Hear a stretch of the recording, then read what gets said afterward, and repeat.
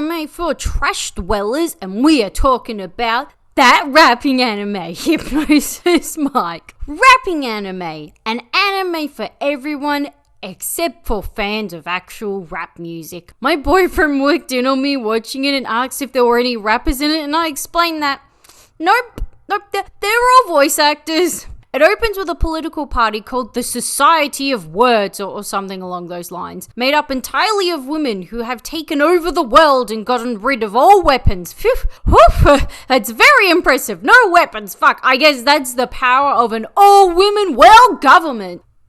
So now, instead of using weapons to fight, people now use words via the use of microphones. That's right, all political conundrums and fighting are now sorted through rap battles! Yes! The opening plays, and the opening is a fucking gorgeous piece of art that sums up the show as a whole. Like, if you can't be fucked watching the show, then at least watch the opening, because it's something else. So this first episode basically is just an introductory episode to our 4 main crews, each from different suburbs of Tokyo. First we have Buster Bros with 3 exclamation marks from Ikebukuro. For context, that's the same area where the Durarara characters are from. So for this potty, I shall be using all the characters' rap names.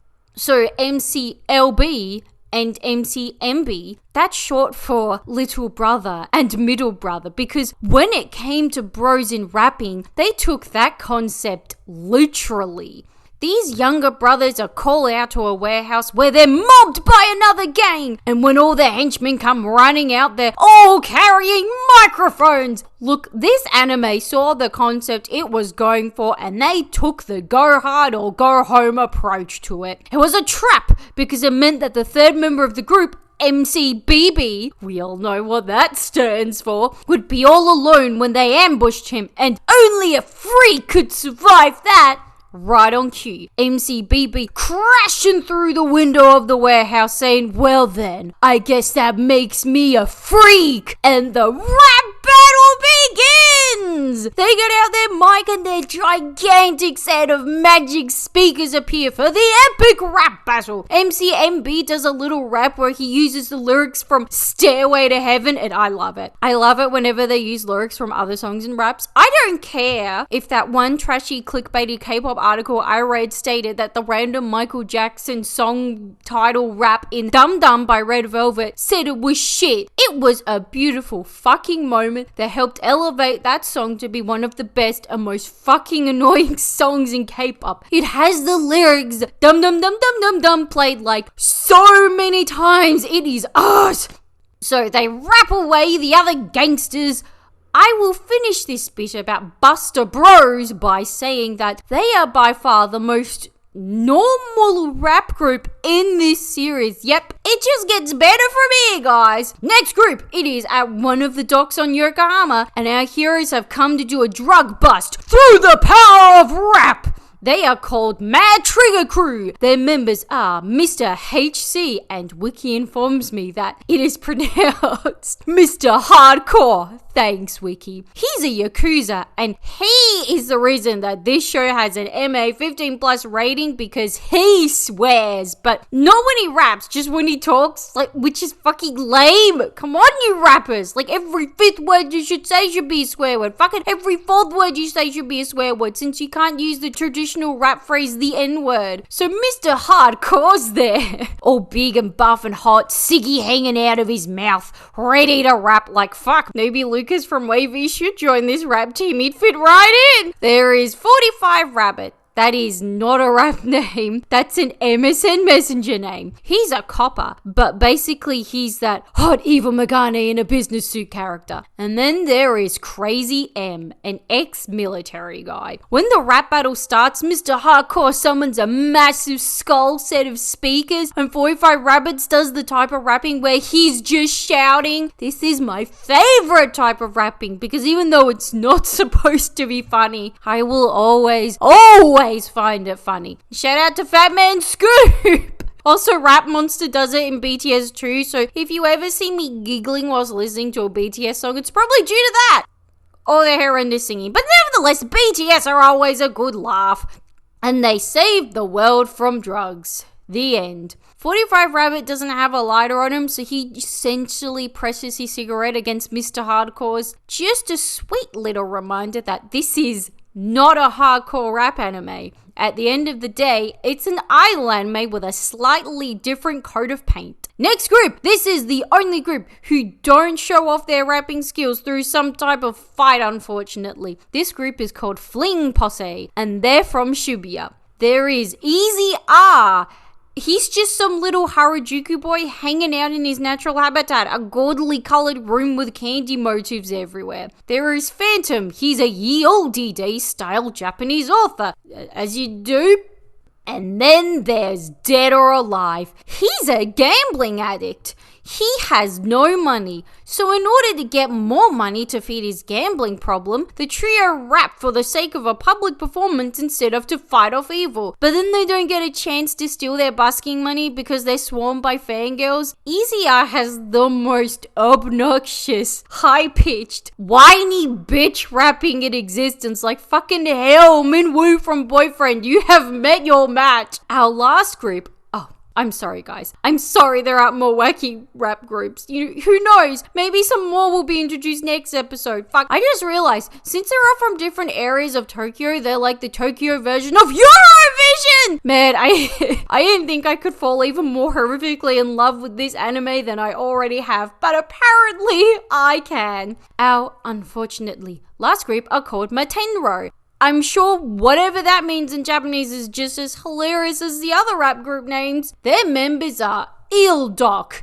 You would never guess it, but he's a doctor. So the other members come to meet him at the hospital. One is Gigolo. He's a host. He hits on the nurse and then straight panics when he realizes she's a woman. And then the last silly rapper I will be introducing this episode is Doppo. He's an overworked businessman, and when he goes to have a breakdown, instead of Doc suggesting he quit his job or give him some mental health advice or give him some antidepressants, he just says, "Stop that." Like, woo, world's greatest doctor. I keep seeing this one lame Facebook post going around that says, feeling you have to be active and doing something and making a difference is a Western concept. Just completely whitewashing over the death via overwork pandemic occurring in Japan and other Eastern nations. But then, oh no. The nurse is kidnapped by anti-society of voice terrorists, and the terrorists pull out illegal microphones. This show needs to stop right now and take a bit of a breather. They rap so hard at those terrorists that they cause them bodily harm, and Dog laments on how he created patients he now has to treat. I think they killed them with rap lightning. I think one of the others defeated people with rap wind. Like, I was on a massive serotonin high when watching this show, and there is so much animation going on during the rap battles that I did not get everything that happened this ep. But I'm sure I'll have plenty of chances to catch it in future eps. My partner watched bits of this with me and commented that the CGI was good for an idol series, but this is purely because there is no dancing and therefore much less movement the animators have to animate, making it look much nicer. And look, say what you will about this show, but I can distinctly remember every single character, all 12 of them, right from the first episode. This is a fantastic feat by this anime, and the character designers and scriptwriters should be proud. Episode 2. I just need to make a public service announcement, which is this anime is a bloody gift to the human race, and we all deserve to appreciate watching such beauty in order to help us get through COVID and any other bad things going on in our lives. There is a trio, but I'm not sure if they're rappers, because they're snooping out the competitors for the rap tournament the head of the Sound Republic or whatever organized, and they're there to take photos of them. And because there's a girl in this trio, and apparently in this universe women don't rap, fucking you name me a better Japanese rap song than Easy Breezy. They're eating takoyaki, so I guess they're the Kansai squad. And one of them says, "I just love how chewy the octopus is." And I'm like, rah, same. But then he adds, "It's like I'm eating a live animal." So, thanks, mate. Thanks for making eating octopus weird. I don't want to think of how alive it feels. I just want it to taste good. So the next scene opens with MCMB and MCLB. Oh my god, my boy said their rap names were hard to remember because they all have the letter B in them. Cut, they're easier to remember than some of the weirdest names out there like 45 Rabbit. At least I know what the B stands for.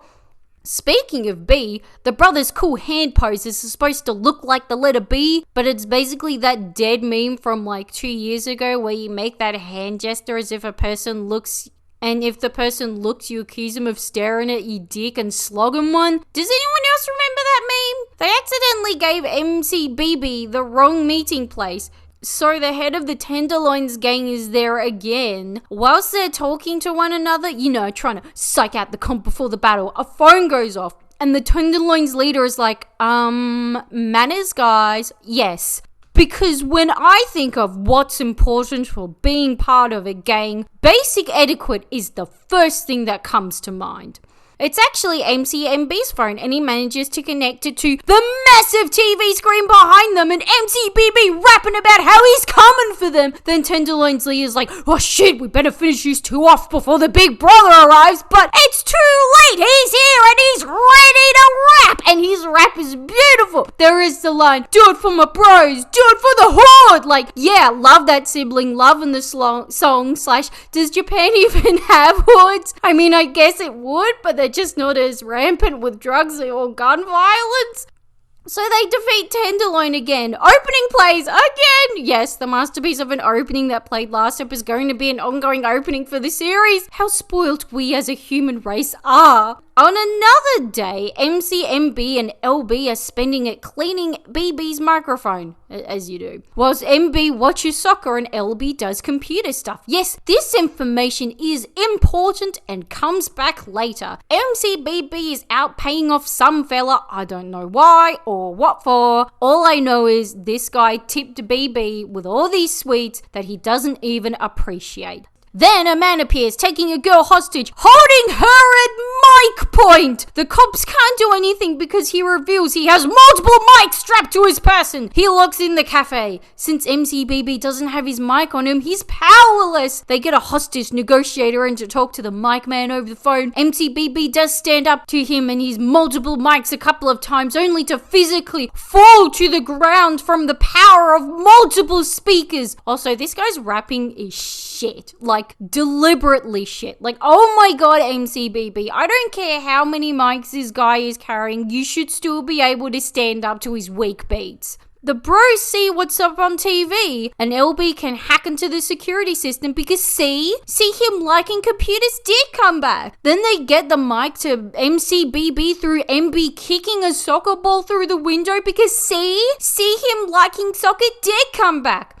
Look at that, some good plot relevant setup. Like, this is actually a good show.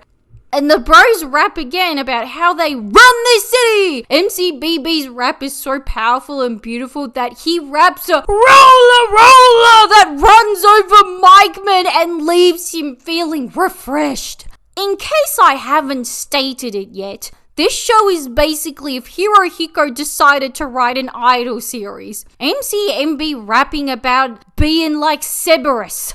DMX would be proud. MCLB starts off singing about how those in Ikebukuro like to hold hands, and there's a nice image of him and his brothers holding hands whilst laughing and sparkling. And then he gets into it like, yo, I hold a mic in my hand! And with such a smashing performance, of course they win the day. And that is the episode.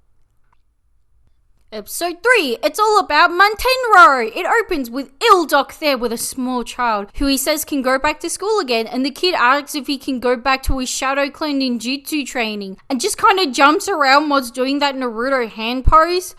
This is the most realistic thing I've ever seen a child do in an anime. The old cop is in the hospital because he is. He never says what crime he's investigating, but oh nah, he's on to Ildok. He knows he's hiding something. So when he said this, I assumed he meant the rapping thing, but nah, his little lackey's just like, woo, I'm excited for your upcoming rap battle. Now we cut to Doppo.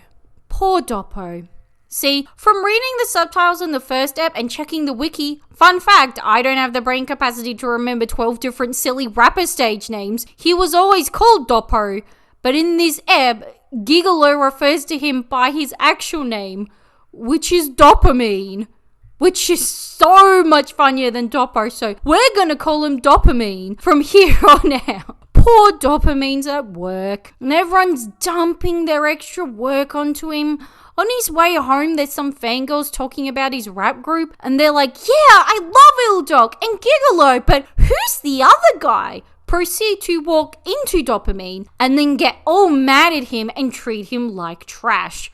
Poor Dopamine. I get it that he's a walked all over salary man, but like, he's a hot walked all over salary man. Surely he'd be getting at least a little bit of respect because of it.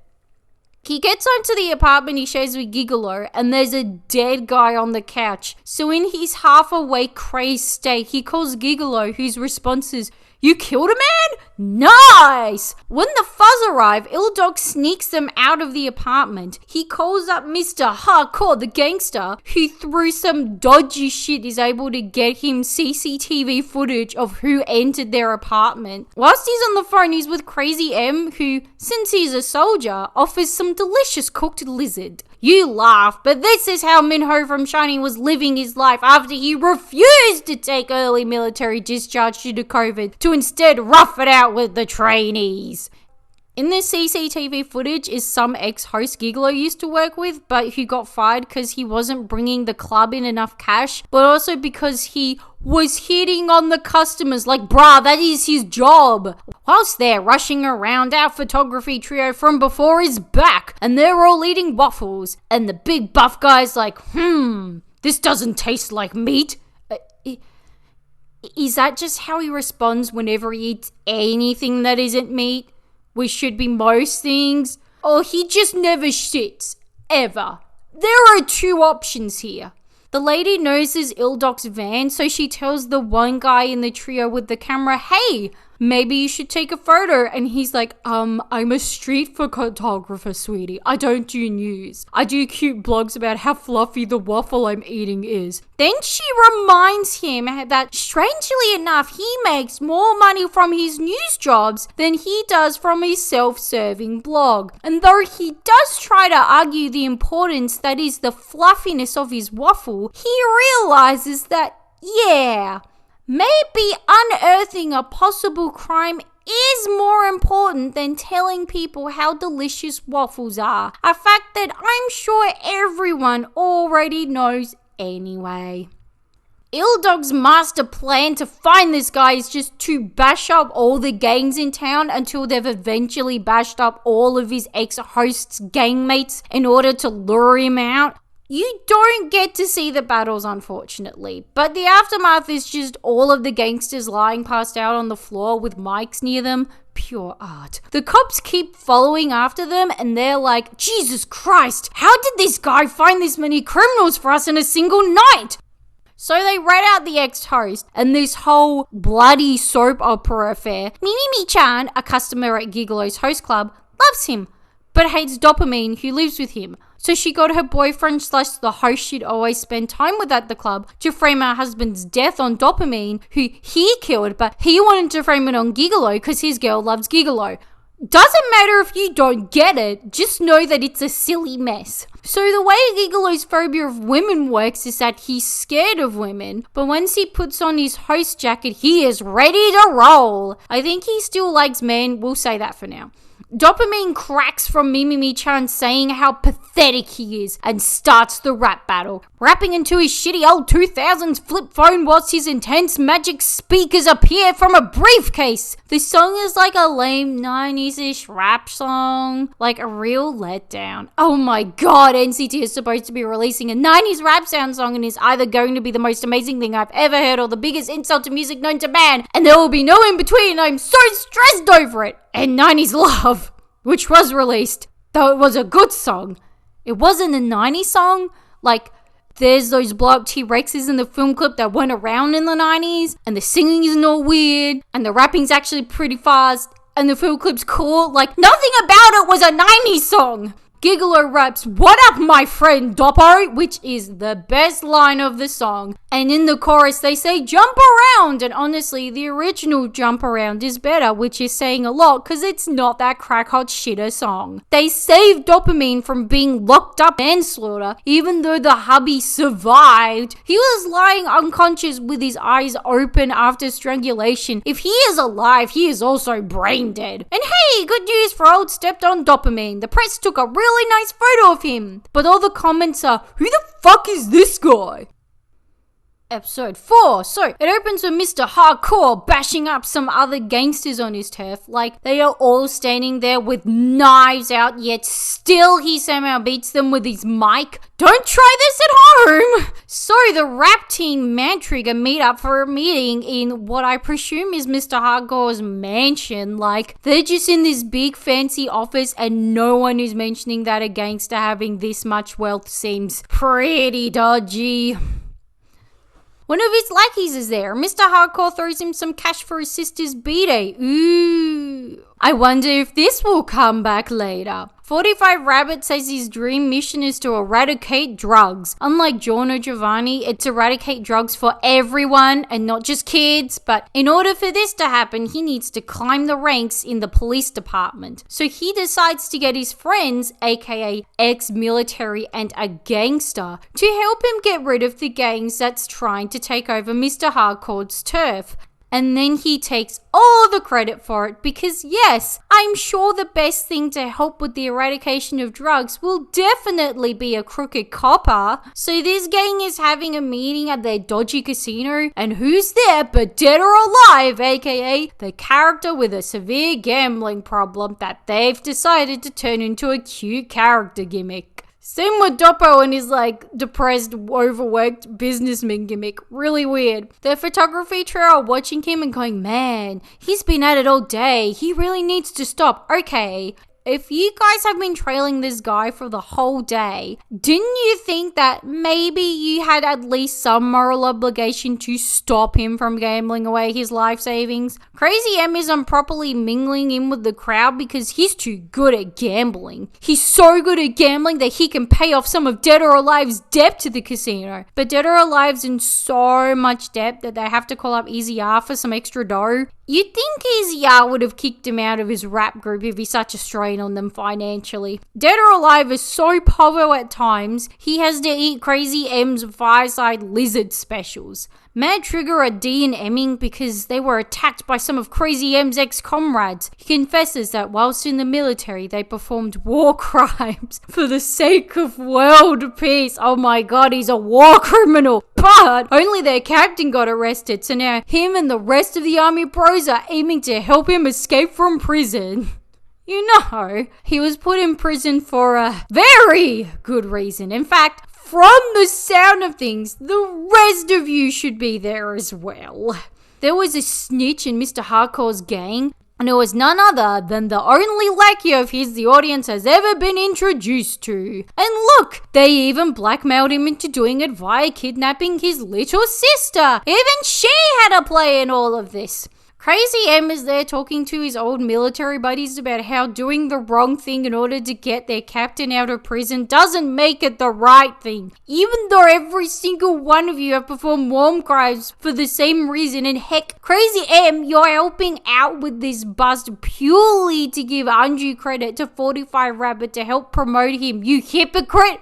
But it's okay. The boys are ready to rap it out. Like, everyone's just standing there tensely in the middle of their gangster meeting with their mics at ready. Mr. Hardcore opens with his massive coffin with a massive skull sound system going, "Yo, fuck off!" Beautiful. He also calls them bastards and tells them to piss off. Such sweet lyrics. Unfortunately, 45 Rabbit isn't as shouty during this rap, but it's fair since he isn't really voiced by a rapper but by a voice actor who needs to save his voice in order to make a living. He raps so hard that police line tape wraps around gangsters. Then Crazy M just fucking produces music bazookas and just shoots the gangsters with them. What is this? Mr. Hardcore lets go of that lackey and reminisces about his own little sister he was unable to protect.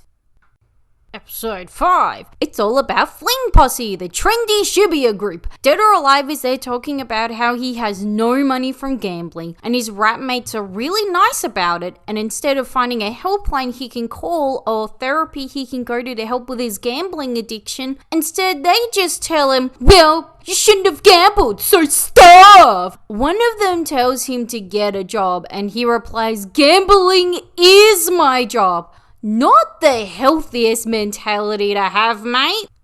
There's a trashy news report about ghosts and Easy R's all spooked, but says ghosts aren't real, so Dead or Alive makes a bet with him that there are ghosts in Shibuya, and if Easy R wins, he has to model his clothing line, but if he wins, then he gets to feed him for a week. Easy R freaks out at the idea of helping support his starving friend. Like, no, you own a clothing store. You can afford one extra mouth for a week. When they're discussing going after the ghosts, Phantom says, we'll be Ghostbusters. More like Ghost Terminators. Yeah. In that context, those words are synonymous, Mr. Author, but he does say Ghostbuster in English, so I hope it's the case that he doesn't know what the phrase means in English, but for some reason he assumes it doesn't mean busting. So whilst walking in Shibuya on their way to the ghosts, Easy R keeps getting scared and thinking he's actually seeing ghosts! Like, mate, you're not even at the ghosts yet. After he freaks out too hard, they figure they're just gonna have to taxi the rest of the way there. Phantom decides to tell a ghost story on the way there, and Dead or Alive is freaking out. Like, mate, no, you're on Team Ghosty. You should be like, excellent, keep the ghost proof coming. They end up at the nightclub in town that's had the ghost infestation, so as a result, there are no customers. Just a circle of candles and the owner who is turned into Nick Cave. They end up making a deal to perform here for Nick Cave, even though Easy R was like, ew, no, cobwebs, yuck. When Dead or Alive's talking about how much fun this performance is gonna be, Easy R's like, no, we are performing to give the ladies a good time. Because this guy knows who their target audience is, and he knows exactly why they're here. And it ain't for the music. He calls up MCBB to snoop out the only nightclub in Shibuya that hasn't been affected by ghosts, and they realize it's run by an ex-rap group, and figure that they're using their mic's powers to hypnotize people to cause them to hallucinate ghosts. That whole sentence sounded ridiculous. Like, nothing about that sounded normal or plausible. Because of the ghosts, no one comes to their performance except for the photographers, which they're coming to do their job. They're also eating squid jerky, and the meat guy's like, men need to eat this in order to give their jaws a good workout. Ah yes, because what more could a man want than a square jawline? Plus, how weak are the fans? Fucking... they wouldn't care about no ghosts. They just come along with fucking salt and holy water at the ready, like not even the living dead is gonna stop them from seeing their boys. This has nowhere near the same energy as the old ladies in The Millionaire Detective who took down an armed assailant so they could see their boy's final performance. So the ex-rap group Space Colony, what the fuck does that name even mean? Come in a cloud of fog, and the two of them are wearing skull masks. Ooh, the spookiest rap group in town. We don't really get to hear their rap. They just rap ghost over and over. Then Fling Posse perform a spooky-themed rap song like, this is the only Halloween anime episode I got this year, and yeah, it sold it, so I'm happy. I'm pretty sure Easy R opens the song with, yo! Like, you can't go for it! I am very grateful that in this spooky rap song, we did get to hear Phantom, the author of the group, rap Ghost Rider. They saved the day through the power of rap, and since there were no ghosts, Dead or Alive has lost the bet and is now forced to starve for a week whilst wearing cute trendy jumpers. But then, Phantom shows them a photo online of the performance, and the ghost from his ghost story is there clinging to Easy R. And both Easy R and Dead or Alive freak out. Excuse me, Dead or Alive, but what the fuck are you freaking out? You finally gonna get fed this week. Fucking celebrate it. Be like, woohoo, ghost bitch. I feel some of the voice actors in this show are new up-and-comers, especially Dead or Alive, partially because his voice actor doesn't have an English Wikipedia page, but also because his voice is inconsistent. Dead or Alive, since he gambles, is obviously at least 21 years old. I think that's the gambling age in Japan. And sometimes his voice sounds like that, but sometimes his pitch goes up a bit too high and he sounds younger. Like, some consistency, please. Episode 6. Photography guy there taking photos of some roadworks, including the nitrogen gas units they used to freeze pipes before replacing them, because that shit's just fascinating. Guys, the tournament rap arc is beginning! Because the government is worried that if the 4 major rap teams in the area join forces, they could overthrow the government. So they have to keep them from uniting via forcing them against one another in a tournament. All the leaders of the current rap groups used to be in a really popular group called Dirty Dog! They go through and discuss all the strong points all the rappers have, and the only one worth mentioning was Doppo's tweet like rapping. Like, this cunt raps like he's on an angry Twitter tirade. Not sure if I fucking love it or if it's too similar to Trump. But it's no fun when they're seriously discussing these rappers because they use their real names. Why wouldn't you just use their stage names? Like, I understand all the stage names are very silly. I wouldn't have been able to take the convo they were having as seriously, but it is literally an anime about a world where people are only able to fight through the power of rap, mate. You've already lost me. So it's a quick shot to a whole bunch of the rappers reacting to the news broadcast about the tournament, and Dead or Alive is just casually hanging out at the pokies when this happens, as you do when you're a gambling addict. The world government ladies call up Easy R, where he says that he's already done enough for them because he caused Dirty Dog to disband. Dodgy! After the phone call, he talks in a really low, serious voice, instead of his shitty baby talk about how the world government must be planning something dodgy. But then the boys turn up and he's back to his infuriating baby talk like nothing happened. Now, it's back to being a Buster Bros episode. MCBB takes out this punk causing a ruckus and then runs into the photography guy. Photography guy says that the other two that usually hang around him are ex-feral kids he brought under his wing to stop them from turning into gangsters. Even though the chick basically runs the show and is constantly having to drag photographer guy to where all the rapping action's at. MCBB gives us the goss that Mr. Hardcore was the one who was having problems and first Dirty Dog to disband. Dirty Dog just sounds like the type of name you'd give to a cheater. That's all I can think of. But MCBB knows Easy R was behind it the whole time, so it's not this dirty secret they kind of gave the impression it was. It's like everyone in Dirty Dog was well aware that Easy R was a rat for the government. Then his little brothers come along to tell him about the bomb threat. Why is it that Buster Bros always end up dealing with crime situations when there is a literal police officer rapper in another group? They find these would-be bombers at the electrical station, and they're actually a rap group. Their name is the Dynamonks, and they're from Saitama, hence, they're all bald. They're rapping about how they're gonna bomb this place because Buster Bros are always in their way and holding them down, and throughout this entire rap, all the Buster Bros say is, woof, yeah, that line was pretty shit, didn't even rhyme, fellas.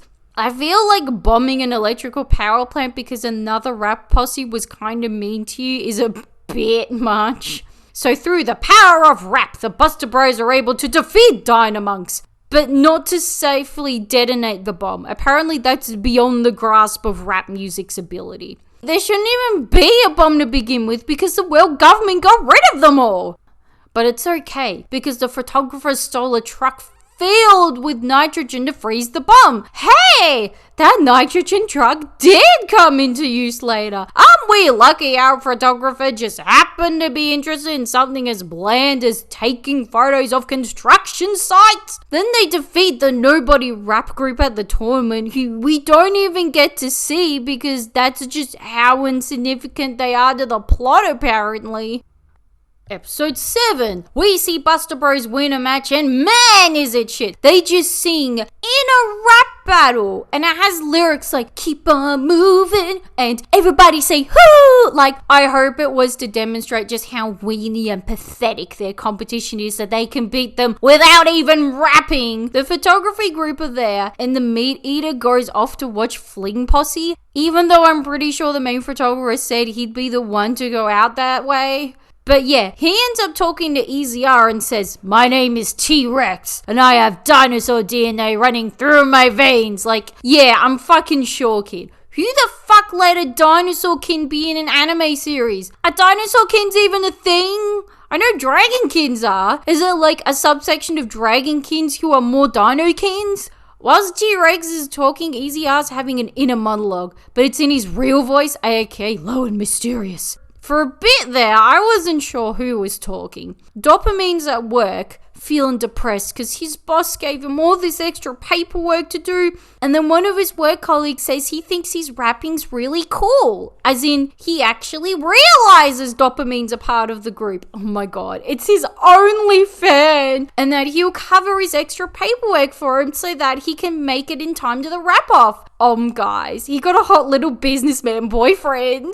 Before Matenro perform, Ildok tells the photographer guy that his old assistant is in a coma and he's on a mission to figure out who did it. So I guess that's why he's just up and with all the criminal activity in town so that he can figure out who put his bro in a coma. Mad Trigger Crew, of course, smashed theirs. And when Crazy M sees Buster Bros performing, he says, we're gonna fucking smash them! He sounds like an arrogant gamer. Yeah, we're gonna fucking smack them 12-year-olds at Mario Kart! After work, Dopamine runs into his hot businessman boyfriend again, who offers to help him run some errand and tells him that his sector of the medical company he works in sells endoscopies and ultrasound machines. Ah, how convenient. His hot boy sells butt stuff. Gigolo sees them and is so moved to find that Dopamine managed to make a friend. He's there like, wow, you made a whole single friend. That's so impressive of you. Which isn't condescending at all. And takes him out for drinks. Since he's not wearing his host jacket, when the hot business boyfriend asks him about all them ladies he woos, he looks kind of sick and just says, let's talk about something not revolting, like men. And hot businessman boyfriend raps too, but not on the level Dopamine does. And that he came from a small island overseas. The fact that he managed to score a job in a business with Japanese most likely being his second language, like, this guy's impressive. Kudos to you. But then, the next day, it is revealed that there have been burglaries occurring in Shinjuku whenever Matenro have a rap battle on. The cops are just casually telling them all this info because they're like, well, since they're nicking stuff whilst you're performing, you're kinda related to this case. And then he mentions that the burglars are using endoscopies and ultrasound machines to help them steal stuff. Why don't I get to see this in action and only hear about it? Yes, it still does take everyone a bit of time to put together who's behind all of this. Somehow. I don't know, guys. Maybe it was that other guy from the endoscopy department who raps. Hot businessman and his little gang are there ready to get out of Japan by boat, but then Matenro turn up and put a stop to that. And when Dopamine catches his bro, he says, I'm so glad you put me on the right path. You were literally minutes away from leaving the country and escaping prosecution. No, you are not glad to be put on a longer, tedious path. Plus, he's from overseas. He'd get a harsher, unfairer sentence due to racism, and then he'd probably just get deported back home anyway, since you can't hold dual Japanese citizenship. Episode 8. 45 Rabbit is sitting on the copper meeting, and he is by far the hottest fucker on the force. There's been a string of robberies in the area, so there's only one thing 45 Rabbit can do. He calls up his Yakuza bro, Mr. Hardcore, to sort that shit out for him. Crazy M helping out too, got his surveillance gear and turned up to make sure this robber isn't hiding in the wilds of the Yokohama forest or some shit. So those two jelly coppers who have briefly made an appearance before, and I may or may not have mentioned them, they're harassing these civilians and literally just taking money straight out of their wallets. Like, I know the police force is much dodgier than I realized, but this? They're too cartoony villain and blatant about it. But the girl in the photography trio gets them on camera and then gets one of her hacker friends to find the robber that was photographed. Yeah, Matenro also reacted to this statement as, "Wash hacker friend!" The hacker friend, of course, being MCLB. Oh no, them dodgy coppers are the ones who hired that robber! And they told him they're gonna split it 3 ways, but instead they split it 2 ways and threw that guy with his hands tied behind his back into the river whilst laughing evilly. Okay, this is kinda something a corrupt copper might do, but I think he'd at least hold back from loudly laughing whilst in the process of murdering someone out in the open. But it's okay because Crazy M fished the robber out of the pond. Oh my god, you're ex-military, not Navy! 45 Rabbit says, "I may work with the Yakuza, but that's still better than working with destitutes." Which is a very beautiful way of summing up the theme of this story. He's basically saying, sure, I'm bad, but you're very bad. So Mad Trigger take them out with a beautiful song. 45 Rabbit does his shouty style rapping that I love, refers to himself as a space cowboy. Yeehaw, motherfucker! And then raps, "So what if a bit of evidence goes missing?" Holy Jesus, no mate. No, I do not want you becoming the next head of the police force. This is not what I want. Then Crazy M's is all military themed, like he keeps saluting while saying, "Yes sir, man." Would the army be more fun if your commanders rapped their instructions at you? Because yes, that's what the military is in desperate need of. More fun. Then Mr. Hardcore raps, "Fuck the police!" whilst his police buddy bro stands beside him. 45 Rabbit doesn't arrest the coppers. Instead, he forces them to be his little slaves in the force in order to help him get that promotion. God damn it! The anime's running short on airtime, so Matenro and Fling Posse didn't get their own centric episodes before the rap tournament arc fully starts. They've got to share. Easy R is asleep on a couch.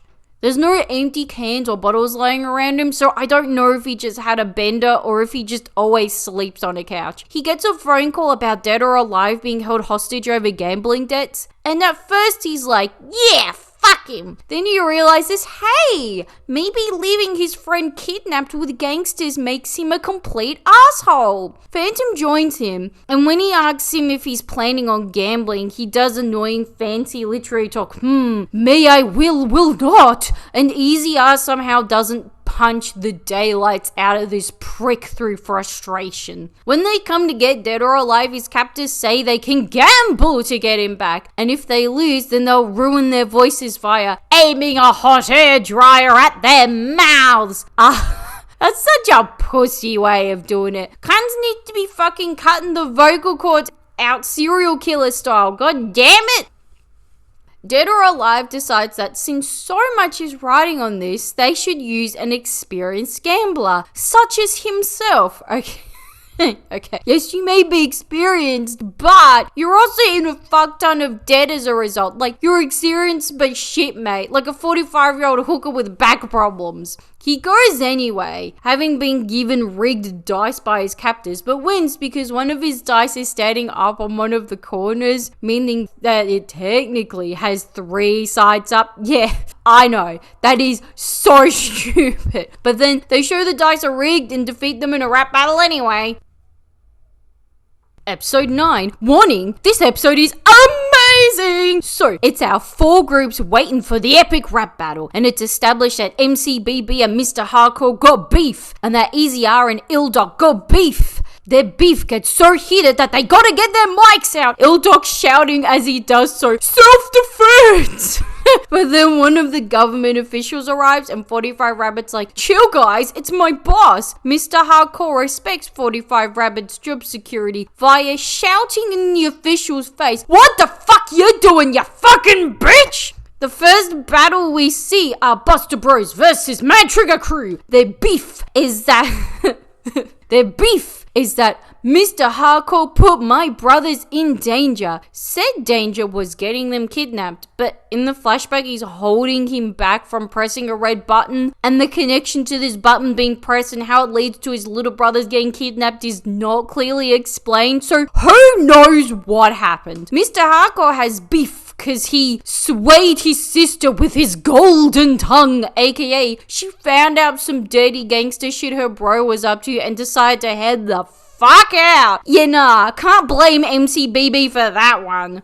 The Prime Minister of the world or whatever starts off the tournament with her speech about how now words hold power. What a better way to showcase that than a rap battle. So before I get into it, let me just briefly explain how this is fucking amazing. It is because this one rap battle takes up like half an episode. It goes for over 10 minutes, and 2, not a single one of the rap battles we have seen up until now has gotten even close to this level of madness like this one did. This feels like if the characters in Yakuza Like a Dragon had stands. Okay, I am not going to be able to completely portray the beauty that is the rap battle. Like, honestly, just watch it on YouTube. So, MB fucking goes charging in first like the idiot he is. When he raps, he has feral Dobermans appear and attack 45 Rabbit. MCLB raps at Crazy M that, ooh, ex-military isn't a real job. Okay, mate, just making fun of the large social problem of unemployed and homeless veterans. Yeah, that's cool of ya. Then he reckons he burns Crazy M by referring to him as having leet genes. No one has used the word leet in a cool way since 2007. But this is accompanied by strands of DNA with keyboard keys floating around in it. MCBB gotta turn up the heat by turning the arena into a fucking volcano. Like, okay, this has gotten insane. But then Mr. Hardcore causes coffins to appear that 45 Rabbit straps the Buster Bros to via flinging handcuffs at them. Then Mad Trigger Crew are rapping about them, serving them up like dinner. And Crazy M comes out with food trays carrying grenades. And 45 Rabbit literally somehow has a massive bottle of champagne that he tries to drown the Buster Bros in. Now it's just Mr. Hardcore and MCLB left, and Mr. Hardcore finishes off via summoning a graveyard. Didn't I tell you it was amazing? And it's ridiculous. Like, there are no rules as to what you can summon. You just fucking go for it. Don't ask me about the rap quality because I don't know jack shit about rapping. But I don't care. That was crazy and I can't wait for more. I was a little bit surprised Buster Bros didn't win. Even though there isn't a main character in this series, it always felt like if there was one, it'd be Buster Bros. But like, I prefer Matenro Crew, so whatever. 45 Rabbit's my fave, / he was doing shouty rapping today, which made me giggle. Episode 10! It starts off by showing us the end of last week's match so that we can see Mr. Hardcore see that his estranged sister's working for the government. Well, good for her for getting high-paying, somewhat stable employment. Good on her. It's the second semi-final rap battle episode, Matenro versus Fling Posse. Easy R gets called away by the Sound Council or whatever they're called, and he's just there openly admitting that yes, it was him who destroyed the past supergroup. Mwahahaha. And the boss lady asks him to use an actual hypnosis mic on Ildok because they decided to brand the only form of weapon allowed within this society incorrectly. No, they don't literally hypnotize, but this special one does because they want Ildok for his special ability. Ooh, can't wait to see what that is. With the sudden introduction of an actual weapon, he switches to his gruff voice and goes, wait, what? Like, making the super cutesy one actually be the villain voice is fucking hilarious to me. I mean, it's not It's not actually that funny, but I love and I'm still very nostalgic for Darla Dimple from Cats Don't Dance, so there. Easy R's all mad about this because he's special. They should only want him and no one else. Then whilst thinking about the hypnosis mic, he very openly thinks about how he put Ildoc's little homie in a coma. Well, there goes all that mystery and intrigue, even though it was probably fairly obvious that was his doing anyway. But yeah, because Easy R doesn't want to make Ildog the government's pawn because that's his job, he decides he'll put him in a coma instead. He keeps mentioning that he's gonna die, and he reckons he'll just take him down with him. Okay, calm down, buddy. We're in a show where the only form of violence is sick burns. Ildog's thinking back on the forced coma of his friend, and then this flashback he has a ponytail, and that's dangerous, guys. He's looking way too hot in that ponytail for it to be considered a mild fire risk.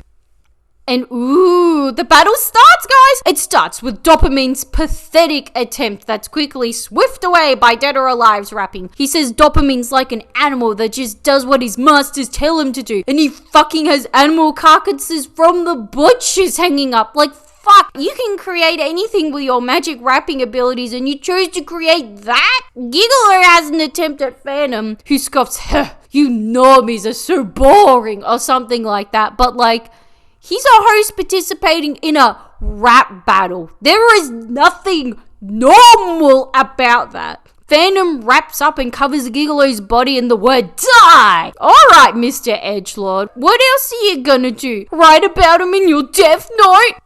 Ildok has a jab at Easy R, and Easy R reckons it's time for some coma-ing, but then his friends come along and gently suggest that, hey, how about he doesn't put that innocent man in a coma, okay? So he doesn't, hurrah. And instead he gives all the women in the audience, which is all the audience, the entire audience at a rap battle is women.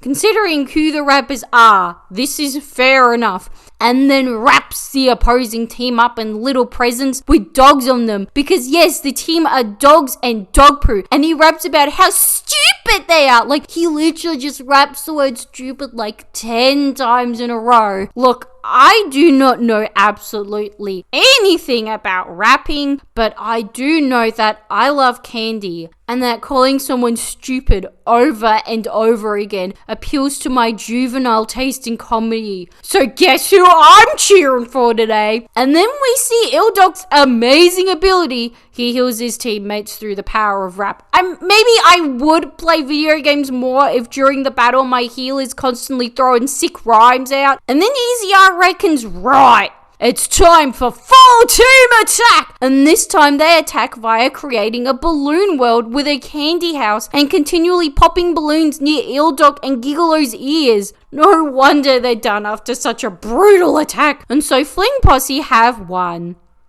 And Easy R's like my name, it was easy! Beating that host and parasitic businessman! But you see, friends, Dopamine wasn't dead, no. He was just paralyzed by his own self-doubt and hatred. But after he hears that, he's like, oi! Who did you say was to blame for losing the match? And he arises with the depressed businessman rap, which contains the lyric, death would be a holiday. Oh, good golly Jesus. And he fucking annihilates the team. Ildog speculating that Dopamine also has a secret ability that if his frustration reaches peak levels, he's unstoppable! Yay! The Hulk was always my favorite rapper in the MC universe. And then Easy R's talking about how he's gonna die again. I guess I'll just have to wait until next week to see if he actually survives. A couple of things I realized this episode. Even though Buster Bros probably aren't my favorite group, I appreciate them having matching outfits because there were times in this match where I forgot who was in which group. Also, I'm also hypothesizing that Dead or Alive and Dopamine are either voiced by rappers or were picked for their rapping skills because there are quite a few noticeable voice actors in this show, but I have never heard those two before, and Dead or Alive's voice acting's kind of meh. And they were by far the best rappers in this rap battle. Like, fuck the leaders, they're just the ones voiced by the most prominent voice actors. Checked, and yeah, Dead or Alive pretty much hasn't done anything before Hypnosis Mic, and Dopamine has actually been in an idol show before. He was one of the hot teachers in the Idol Master Side M, and he'd been in like a Yowie, so yeah, this was probably his biggest role yet too. Episode 11, welp. Easier stressing out over the government coming to kill him for losing a rap battle. When he's exiting the arena, this one fan calls out, "It's okay, at least you were cute." Yep, because even though this guy's life is on the line, at least he looked cute whilst rapping for his life. He plans on sneaking off and leaving his bros behind in his low old man voice, but then he realizes how much the boys love him. So instead, the three of them fuck off to Shibuya together and hope for the best. Dog is thinking how he was too weak to save his bro from getting into that coma. I have no idea what the context of the coma ring was, so I have no idea if he could have done anything or not. Mad Trigger Crew are talking about rescuing Mr. Hardcore's kidnapped sister. Bruh, she left on her own terms. You've just gotta accept that. Which he does via chasing her down the next chance he sees her. And so now it's time for the final round. It opens with 45 Rabbits slamming down Dopamine saying, "You don't have the balls to rap!" And Dopamine pathetically fighting back. Then it's Crazy M and he sends the troop of soldiers to Gigolo who all shoot him. So yeah, that should be the fighting over because Gigolo was shot, but it's a weird fantasy rapping stand battle, so he survives. Gigolo's moves are also lame. One time he used champagne, but the rest of the time he just uses yellow roses. Like, so plain. You're a fucking host. You should be sending out gaggles of drunk women to pinch their asses. But he does rap back to Crazy M. "Do you even know what libido means? Ooh, who's the fucking virgin nerd?" I'm pretty sure if he said that to a vet in literally any other country, he'd get his face punched in. After Dopamine's and Gigolo's measly attacks that literally did fuck all, the Buster Bros are commenting that Matenro's lines weren't really comebacks, like they didn't say anything mean to Mad Trigger Crew, and MCB be like, "Yeah, their rapping really warms my heart." Okay, I think the last thing people go to rapping for is to warm their hearts. Whether it be to listen to tracks that fight prejudice, that stand up to authority, that are badass, or simply because you want to hear about how low Shorty got in the club, but never do you go to rap to feel the warmth in your heart. Except if you're Tupac's mama. Respect, ma'am. Now, the team captains are up, and Dog heals his boys up. The fact that he is the only rapper in this comp with healing abilities makes him broken AF. But he doesn't have Mr. Hardcore down yet because he summons a spooky skeleton all dressed up in a nice suit and hat and holding a big scythe. Look, honestly, you'd think after such a strong move that he would have just spooked the opposing team into submission. Then Mad Trigger Crew do a big group attack. 45 Rabbit shoots out bullets. Crazy Emma's fucking guns on them, and Mr. Hardcore summons a whole bunch of coffins, and out of the coffins exit spooky ghost skeleton hands that lift Matenro into the air. Okay, this attack had bullets, bombs, and strange fantasy physical abuse. Surely they would have won it, but no, they haven't. Instead, Matenro shoot down Dog summoned from the heavens beam off of Dopamine's business building and wipes out 45 Rabbit and Mr. Hardcore. So it's only the two bosses left, and it finishes via Dog summoning a gigantic fucking wolf to take Mr. Hardcore out. That seems random, but their name means something along the lines of wolf. So it makes sense. Their name could literally mean Wolfpack for all I know. I am surprised that the team to win it all was Matenro. I would not have picked it because honestly, they're the blandest group, but I should have because they've been pushing Dog's arc about his little coma bros. Episode 12! The Party of Words has decided that they will hypnotize all the semi-finalists so that they can be controlled by the government. After Matenro's win, Dopamine's get an essential hug from Gigolo whilst he berates himself, and then gets mad when his boyfriend agrees with him instead of insisting that it's all wrong and how he's actually the most strong, powerful, independent, beautiful woman in the world. When the Party of Words enter Matenro's dressing room, Gigolo hides behind Dopamine. Like, in this case, she is a government agent, so yeah, his fear isn't as irrational this time round. When she asks them to come with her, Ildoc thinks, the only place I can think of that would possess Hypnosis Mic strong enough to comatose my bro would be the government. Matenro crew are handling their loss well via Mr. Hardcore punching the wall, and each time he does, 45 rabbits like... Could you please stop damaging public property? Like his gangster comrade would even listen. Meanwhile, Crazy M has decided to make a flash grenade in order to help that war criminal escape from the facility. Mr. Hardcore pretty much only goes with the government agents in order to use them to find his happily estranged sister. When the agents arrive at Buster Bro's door, MCMB is the first person who actually shows joy and excitement in meeting the Prime Minister. MCLB made sure to hack the building they're in because, I don't know, he's a hacker. It's a force of habit for him. But it was a good thing he did because he could see through the security cameras that the government had them surrounded. Whilst Fling Posse are sneaking out, the other two members question why they have to suddenly sneak out of the venue via the drainage system. And when they get it out of Easy R, they decide to leave it up to Dead or Alive whether or not they stay. All the other groups easily smash through all the damned women trying to stop them until it's revealed that the photographers were actually working for the government the whole time. They're not actually photographers, but secret agents of peace. Because if all the posses came together, they would be strong enough to create an army and overthrow the government, forcing the government to bring back weapons. And all the posses say no.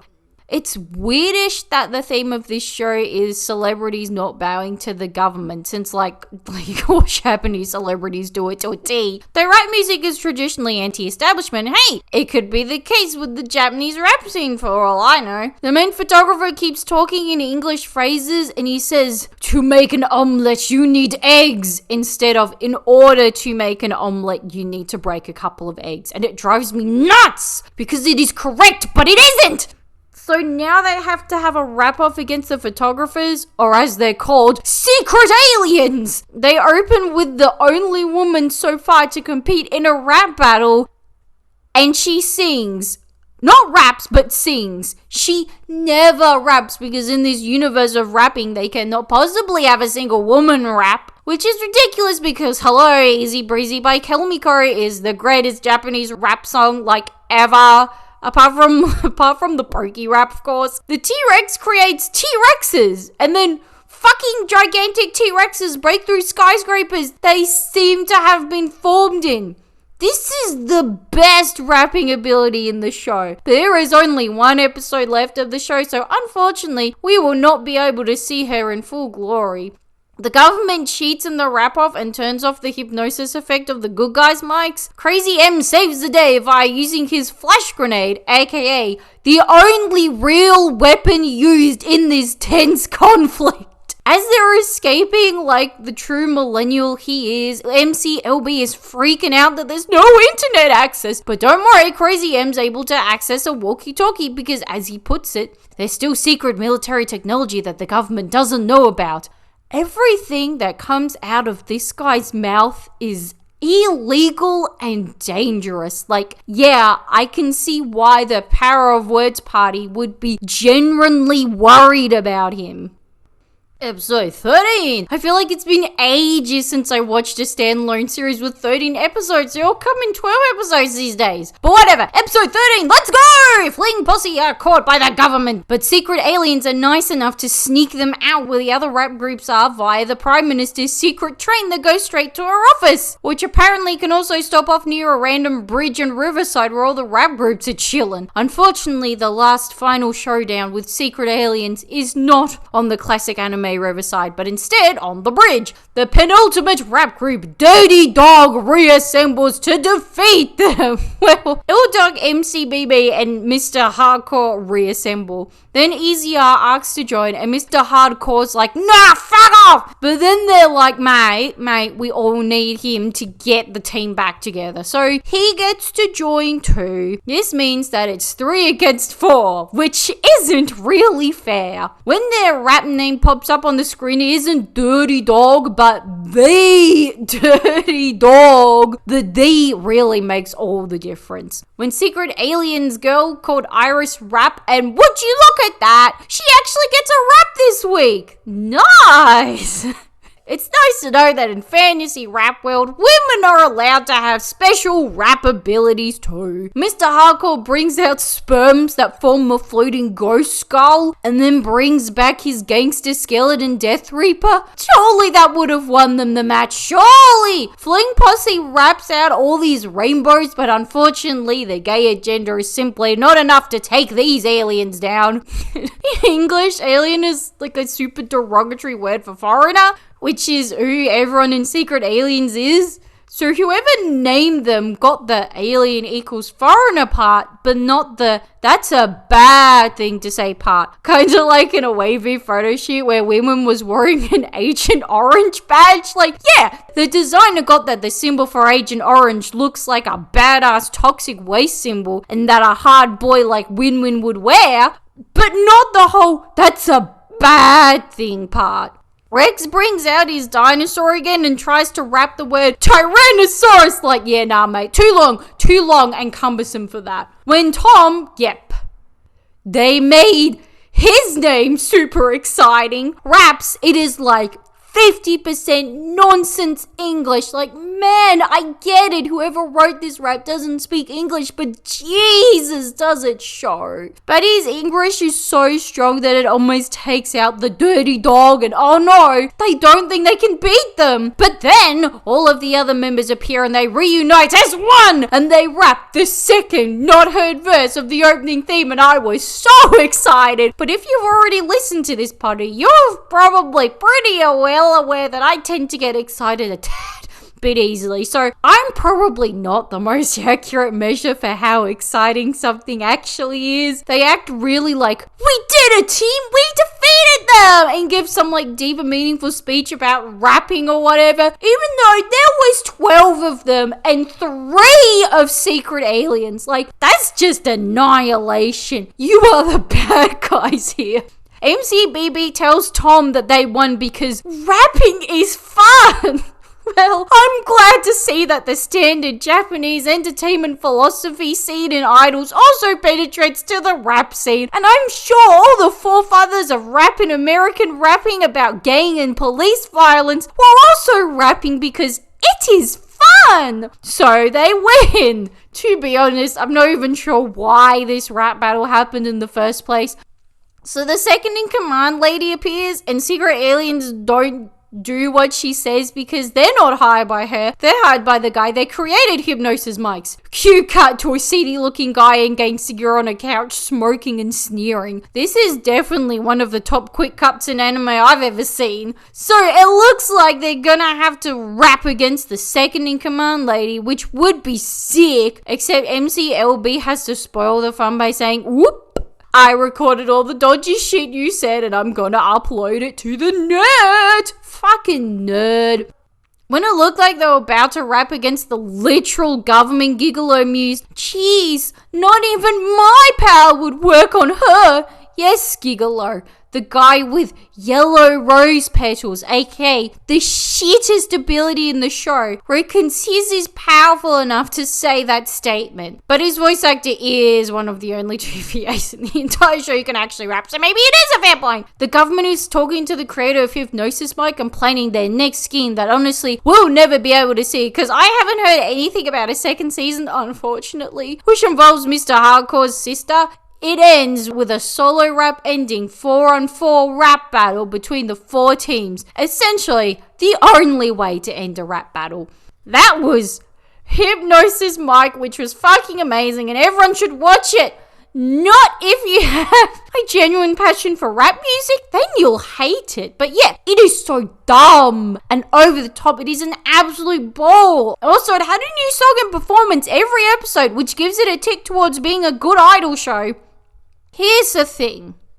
Everyone loved Zombieland Saga. And though I enjoyed Zombieland Saga, because I love idol shows, so of course I'm going to love it, the humor was childish and kind of bland. And apart from their rap battle, it didn't really have great music or choreo scenes. There were a couple of highlights, like the child actors episode. And now that the second season's come out, I still stand by what I'm saying, but apart from that, it was bland, and I was surprised to see the cult following it got. It's not a great parody or comedy series, so I don't see why it was seen as this great little gem of a show. Still liked it. I just can't see why so many other people who don't like idol shows like it, if that makes sense. This, however, this is what Hypnosis Mic is. It is a comedy idol show that appeals to non-idol fans. This is the show that should have the Zombieland Saga following. The fact that it is reminiscent of JoJo, come on, you've just gotta watch it. That was the latest episode of Anime for Trashdwellers, Insufferable Weave on Instagram, Tumblr, and Twitter. Bye!